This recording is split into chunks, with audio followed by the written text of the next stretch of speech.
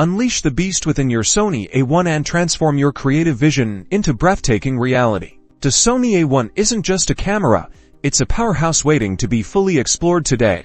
We're diving deep into its advanced features and settings to help you capture stunning results in any scenario. First, let's talk about mastering autofocus for those fleeting moments for sports and action. Prioritize continuous F with tracking sensitivity set to responsive. This ensures your camera locks onto your subject even when they're moving erratically. Cycle through your AF patterns like Y and zone to cover different framing needs quickly. For portraits, a more delicate approach is key. Switch to spot or expand flexible spot AF. And crucially, enable IAF for humans within the AF setup. Consider setting the AF on button to track hold for precise adjustments on the fly. Customization is where the A1 truly shines. Map your most frequently used settings, like ISO, white balance, and metering mode, to the custom buttons. I personally assign a dedicated button to instantly switch between photo and video modes, saving precious time.